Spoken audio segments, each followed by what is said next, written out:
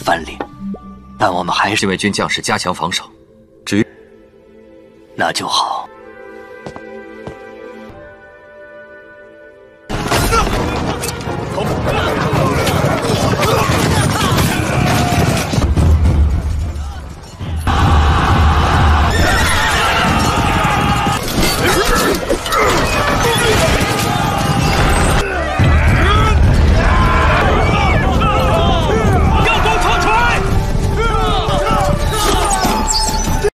Halo semuanya, selamat datang di Ruang Film. Bagaimana kabar kalian semua? Semoga selalu sehat dan baik-baik saja. Pada hari ini kita akan melanjutkan Donghua Purple Reaper episode 7 sampai 9. Di bagian sebelumnya, serta berhasil mendapatkan Tuan Putri Suku Iblis, pangkat Xiu pun naik menjadi wakil komandan, serta dia itu disuruh kembali ke ibu kota untuk membawanya. Sampai di ibu kota, Yang Minghua memerintahkan agar Cardan tinggal di kediaman Jisuan bersama Xiu. Di sana, Xiu dan Dilin juga pura-pura saling membenci untuk melabui Yang Minghua. Dilin juga memberitahu kalau Xiu, Sterling, dan Changxing serta Geiying menjadi incaran dari Minghu untuk dia habisi. Selain itu, Yang Minghua juga menarik Xiu ke ibu kota dengan alasan agar dapat mengirim Dilin ke wilayah timur dengan tujuan melemahkan kendali Geiying atas pasukannya di timur. Sebelum dikirim ke timur, Xiu, Sterling, dan Dilin memutuskan untuk nongkrong terlebih dahulu di sebuah bar. Scene berlanjut di sebuah bar. Tiga bersaudara yang sedang berkumpul santai sambil mengenang masa kecil mereka. Kemudian, Dilin memberitahu kondisi ibu kota sekarang, yang mana Minghua telah berhasil menjadikan Daisun, Direktur Departemen Pengawasan, dan Xiaolong berada di bawah kendalinya. Tak bersang lama, datanglah para pemuda yang berasal dari kaum bangsawan, termasuk si Wenxian. Dilin mengatakan kalau dirinya pernah berurusan dengan mereka semua, salah satunya putra dari keluarga Du Yuan. Pada karena itu, Dilin memutuskan untuk segera pergi dari sana. 到什么时候，我们三个才能光明？蒋大人就没什么对策吗？还不也有很多人说你是纨绔？ 纨绔子弟，花花公子。 Selepas Dilin pergi, Sterling memujuk Xiu agar ikut bersamanya menemui Presiden Changxing agar bisa bersumpah setia kepadanya. Namun Xiu menolaknya dan alasan bahwa dirinya sudah pernah bersumpah setia kepada Ning di depan Presiden sebelumnya. Meskipun bersumpah setia kepada Ning dan Changxing berarti sama-sama setia kepada keluarga Jisuan. Tapi Xiu tetap saja menganggapnya memiliki sedikit perbedaan, karena ia hanya berniat ingin melindungi Ning saja, dan tidak tertarik dengan hal yang lain. Xiu juga meminta Sterling untuk tidak membahas hal itu lagi, sehingga mereka berdua pun melanjutkan menikmati minuman sampai membuat mereka oleng. Di tengah-tengah mereka mabuk, Xiu itu tak sengaja mendengar Qian yang menggosipkan tentang Ning. Bahkan para pemuda itu sampai bertaruh untuk berlomba-lomba memikat hati Ning. Lantas Xiu yang menjadi sangat marah langsung melemparkan gelasnya tepat ke kepala Xian. Setelah itu Xiu juga langsung menampar wajah Xian sampai membuatnya terpental. Melihat Xian yang dipukuli, teman-temannya pun tak tinggal diam saja. Mereka semua juga ikut berkelahi sama halnya dengan Sterling. Hingga pada akhirnya pertarungan diakhiri dengan sebuah pukulan dari belakang yang menghantam Sterling.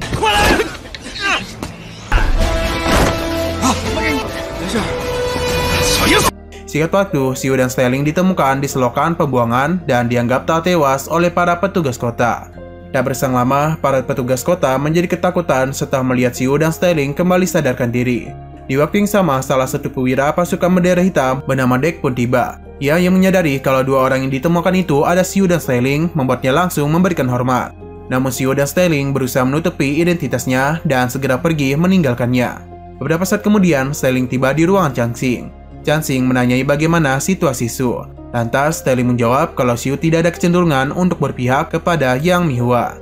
Namun Changxing tidak mau mempercayai ucapan Sterling yang selalu membela Xiu, karena dia mencurigai suatu kebetulan di mana Xiu kembali ke ibu kota sedangkan Dilin dikirim ke wilayah timur.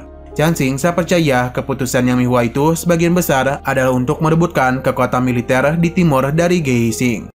人藩领，但我们还是禁卫军将士加强防守。至于那就好。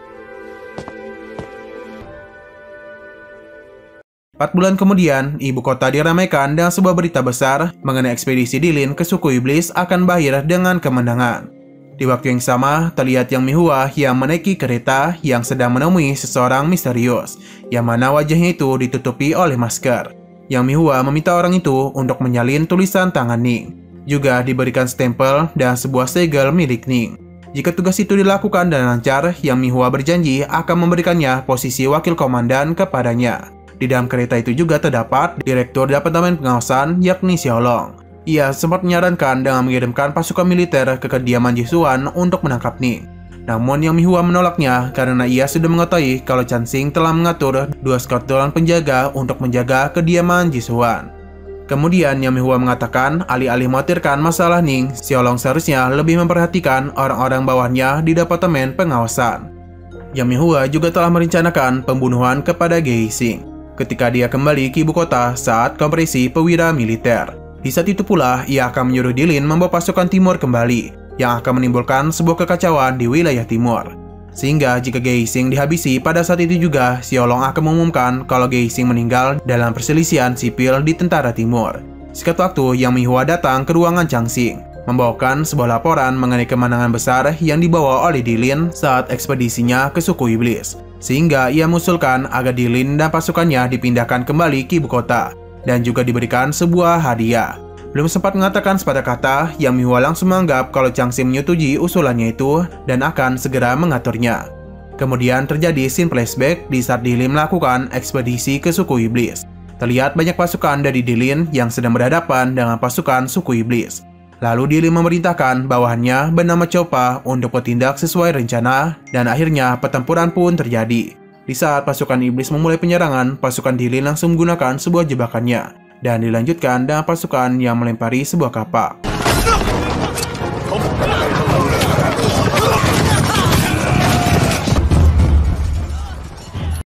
Setelah itu, pasukan berkuda langsung memulai penyerangan yang juga dibantu dengan pasukan infanteri. Alhasil, pasukan suku iblis yang mengalami kekalahan memutuskan untuk segera mundur dari medan perang.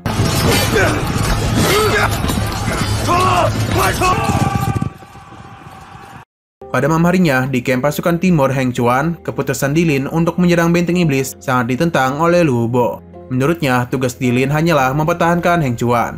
Lantas, Dilin pun menunjukkan surat dari kantor komando yang telah memberikan hak kepada Dilin untuk berhenti sebagai mestinya. Keesokan harinya, tampak Dilin sudah berhasil menginvasi desa suku iblis. Dilin memerintahkan agar mengumpulkan penduduk desa yang masih muda. Setelah mengumpulkan, Dilin menandai sebuah goresan pada roda gerobak. Bagi siapa saja yang tinggi yang melebihi roda itu, maka harus dihabisi. Sehingga seluruh penduduk yang dikumpulkan pun dihabisi dan hanya meninggalkan satu anak kecil sendirian.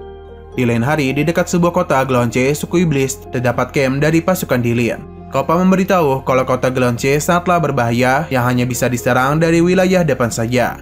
Selain itu, kota Glonce juga memiliki seorang komandan kota bernama Owens yang suka bermabuk-mabukan. Lalu Dilin menyuruh Chopa agar menyebarkan perintah kepada pasukan budak untuk memimpin penyerangan pada besok hari. Pada esok harinya, pasukan budak pun dipaksa untuk memimpin penyerangan. Siapa saja yang menolak maka akan langsung dihabisi. Jika pasukan dapat memenangkan pertempuran, Dilin akan menjanjikan kepada mereka untuk dapat kembali ke desa suku iblis. Sehingga pasukan budak pun mau tidak mau hanya dapat melaksanakan perintah dari Dilin. Para pasukan kota Glonce pun juga bergegas bersiap untuk menyerang para pasukan budak.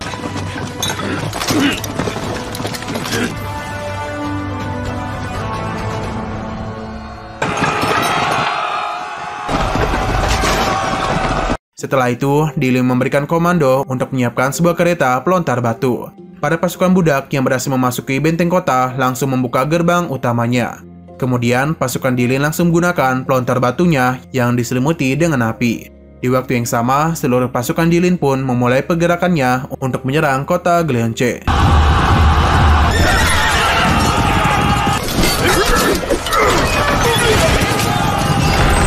Singkat waktu, pasukan Dilin akhirnya berhasil menggulingkan kota itu, yang dimana pada pertempuran itu mereka berhasil menangkap 20.000 iblis muda dan kuat dari kota Glonce, dan juga menyita biji-bijian ini, tapi tidak dengan biji para iblis. Berlanjut dengan penjelasan dari narator, yang mana pada bulan Oktober 778 dalam kalender kekaisaran, Dilin memimpin pasukannya ke dalam suku iblis.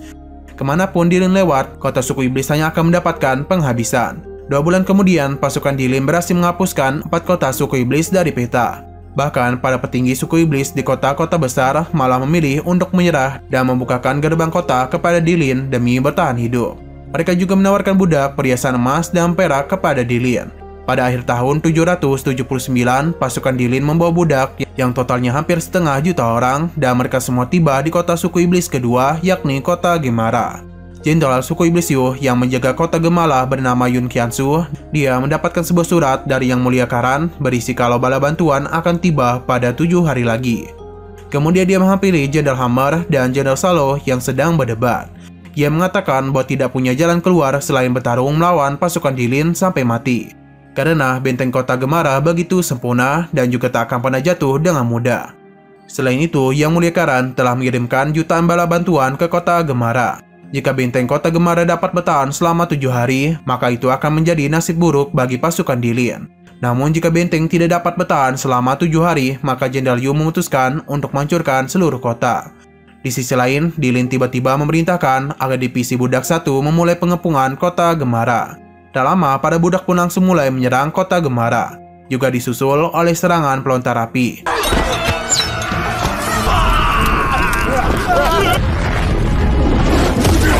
Kemudian Jenderal Yun menemukan sebuah minyak tanah dari pelontar api pasukan Dilin, sehingga ia menyuruh agar para prajurit mengoleksi minyak tanah juga ke anak panah mereka untuk menyerang. Singkat waktu, pada hari kelima peperangan masih saja berlanjut. Bisa juga pasukan Dilin akhirnya menggunakan tim pendobraknya untuk menghancurkan benteng. Oleh karena itu, Jenderal Yun bergegas memimpin pasukan elitnya agar tim pendobrak tak dapat mendekat. Sementara Dilin, ia juga memerintahkan Chopa untuk melakukan serangan bersama pasukan kapeleri.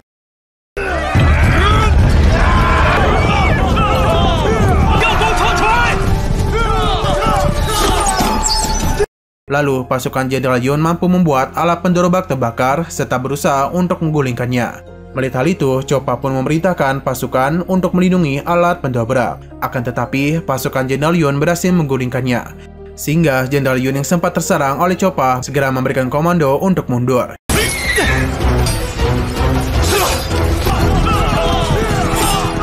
Karena tak berhasil menghancurkan benteng, Dilin memutuskan untuk menarik kembali seluruh pasukannya. Beberapa saat kemudian, Hammer melaporkan kalau pasukannya hanya akan menyisakan kurang lebih 30.000 prajurit yang mampu bertempur. Jenderal Yun mengatakan agar tidak khawatir, karena pendobrak pasukan Dilin telah hancur. Hal itu tentu akan membuat mereka kesulitan lagi untuk menyerang kota Gemara. Bahkan jika membuat ulang alat itu, mereka juga membutuhkan waktu beberapa hari. Terlebih lagi, turunnya salju akan membuat prajurit manusia biasa tak akan bisa menahan suhu dinginnya. Di barak militer, Dilin akhirnya memberikan keputusan untuk segera mundur dari peperangan dan juga meninggalkan camp dalam waktu semalam dan alasan alat pendobrak yang sudah hancur, serta mereka juga sudah kehabisan stok belerang dan minyak tanah. Ia pun memerintahkan agar menyiapkan pasukan kapeleri dalam waktu 20 menit untuk mengejar pasukan Dilin. Selain itu juga, ia juga berniat mengirimkan seseorang untuk menyampaikan pesan kepada Yang Mulia Karan. Singkat waktu, di jalan utama suku iblis, terlihat pangeran kedua suku iblis yaitu Karan mendapatkan pesan dari bawahnya Jenderal Yun mengenai pasukan Dilin yang telah mundur dan memohon kepada Karan memimpin pasukannya untuk mencegat pasukan Dilin. Sementara itu, di hutan pegunungan jalan utama suku iblis, Jenderal Yun mendapatkan laporan dari pengintai kalau pasukan Dilin sudah memasuki hutan dan mereka mulai menuju ke arah Sungai Hitam, sehingga ia menyuruhnya untuk menyampaikan pesan yang sama kepada Karan. Beberapa saat kemudian, Jenderal Yun dan Pangeran Karan pun akhirnya sampai di Sungai Hitam. Menurut Jenderal Yun, Dilin adalah pria yang sangat berbahaya. Karena itu, ia menyarankan untuk tak mengejarnya lebih jauh lagi. Namun Hammer justru berkoar-koar agar segera mengejar pasukan Dilin demi reputasi dari suku iblis. Mendengar hal itu, Karan pun menyuruh Hammer bersama pasukannya saja yang mengejar mereka. Sehingga Hammer pun yang sedikit ragu terpaksa pergi mengejar mereka semua.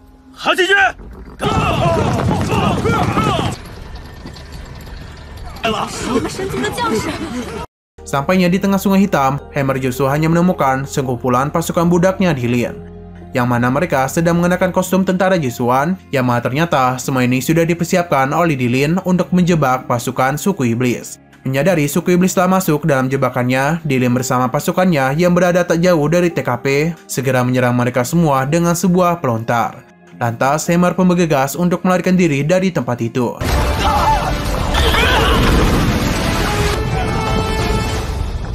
Singkat waktu, pasukan Dilin yang sudah jauh dari wilayah suku iblis memutuskan untuk pergi kembali ke ibu kota. Kemudian, sang narator menjelaskan bahwa akhir tahun 779 kalender kekaisaran telah menjadi akhir dari ekspedisi Dilin. Meskipun suku iblis sudah lama bertarung dengan para manusia, namun ini untuk pertama kalinya manusia melakukan ekspedisi ke suku iblis.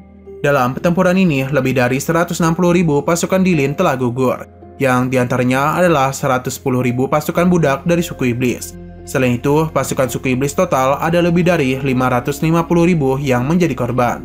5 kota suku iblis, 72 desa, dan kota dibakar dengan darah. Sebanyak 1,8 juta warga sipil iblis tewas secara langsung atau tidak langsung di tangan pasukan iblis. Sejak saat itu, julukan Dilin, yaitu Bloody Asura, bergema di seluruh benua Cihuan, yang mana hal itu telah membuat murka suku iblis. Nah, sayang sekali episode pada hari ini harus bersambung dulu. Oke, sekian dulu pada video kali ini. Untuk video selanjutnya akan segera hadir. Jadi, bagi kalian yang ingin mengikuti series ini, langsung klik subscribe dan aktifkan loncengnya. Oke, terima kasih yang sudah menonton video sampai habis. Jika kalian suka pada video ini, klik like dan share ke teman-teman kalian tentang channel ini. Dan ditunggu aja kelanjutannya. Oke, sampai jumpa di video selanjutnya.